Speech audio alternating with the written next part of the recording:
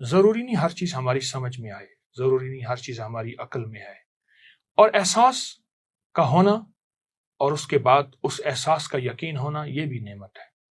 آئیں آج اپنے احساسات کو ایک ایسے راز کی طرف لے جاتے ہیں، اپنے جذبوں اور سوچوں کو ایک ایسے راز کی طرف لے جاتے ہیں جس کے اندر حقیقتیں ساری جمع ہو چکی ہیں، حکایتیں بھی ساری جمع ہو چکی ہیں اور حقیقتیں بھی ساری جمع ہو چکی ہیں۔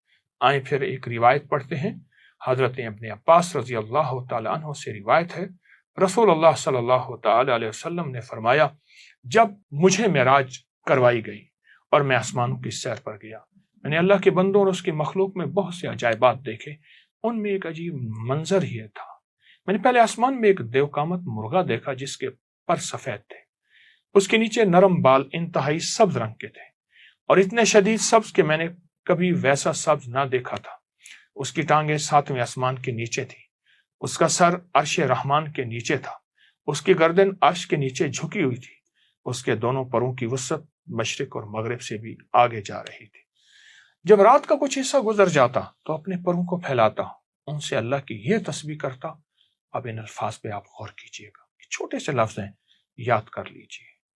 اس کے یاد کرنے سے کیا ہوگا، ذرا واقعہ پورا سن لیجئے۔ جب وہ ایسا کرتا ہے، زمین کی تمام مرغیاں بھی تسبیح کرتی ہیں اور اللہ کا نام لینا شروع کر دیتی ہیں، پروں کو ہلاتی ہیں، آواز نکالتی ہیں۔ جب وہ آسمانی مرغا خاموش ہو جاتا ہے تو زمین کی تمام مرغیاں بھی خاموش ہو جاتی ہیں۔ پھر رات کے دوسرے حصے میں وہ دوبارہ اپنا پر پھیلاتا ہے اور کہتا ہے یہ الفاظ، یہ دیکھیں یہ مبارک لفظ ہیں، ان الفاظ کو غور کیجئے، چھوٹے سے لفظ ہیں، مبارک بول ہیں، اس کے ترجمے پہ نظر کیجئے۔ تب پھر زمین کی تمام مرغیاں تسبیح کے ساتھ آواز نکالتی ہیں۔ رسول اللہ صلی اللہ علیہ وسلم نے فرمایا، جب سے میں نے وہ آسمانی مرغا دیکھا ہے تب سے میں دوبارہ اس کے دیکھنے کا مشتاق ہوں۔ ایک واقعہ ہے، ایک حقیقت ہے، اور بڑی بڑی کتابوں میں اس کے واقعات ہیں۔ کیا خیال ہے اگر ہم پہلی تسبیح صبح صرف 3 بار اور دوسری تسبیح شام صرف 3 بار اپنی زندگی میں شامل کر لیں؟ پوری دنیا کے جتنے بھی جانور ہیں، مرغ ہیں۔ مرغ کے 2 معنی ہیں، ایک مرغ وہ جو مرغا اور مرغی ہیں، جو ایک مخصوص جانور ہے، آپ جانتے ہیں۔ ایک مرغ سے مراد عربی زبان میں ہر جانور جو پروں والا ہے، جو بھی پروں کے جانور ہیں، ان سب کو مرغ کہا جاتا ہے عربی لغت میں۔ اگر یہ صبح کی تسبیح بنا لیں جو پہلی تسبیح ہے، اور شام کی تسبیح بنا لیں جو دوسری تسبیح ہے، کائنات میں جتنے کروڑوں اربوں پروں والے اڑنے والے جانور ہیں، پروں والے زمین میں بسنے والے جانور ہیں، ان کے تسبیح میں ہماری تسبیح شامل ہو جائے گی،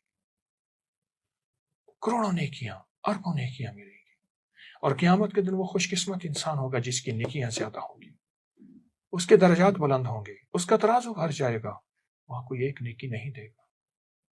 صرف 3 بار صبح پہلی تسبیح، 3 بار شام دوسری تسبیح، یاد کر لیں، کاغذ پہ لکھ لیں، موبائل پہ لکھ لیں، پڑھ لیں، بچوں کو یاد کرائیں، نسلوں کو یاد کرائیں۔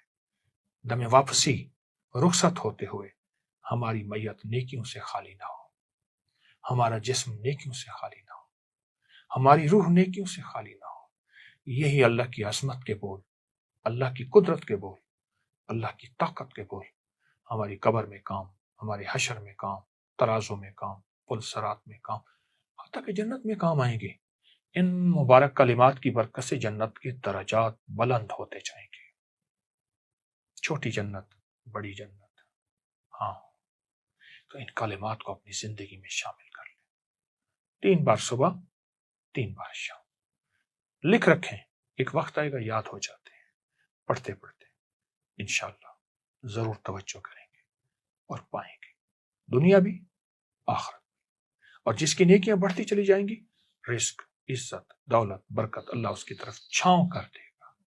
تو معلوم ہوا اس دعا میں دنیا بھی ہے اور آخرت بھی ہے۔ جزاک اللہ۔ السلام علیکم ورحمۃ اللہ۔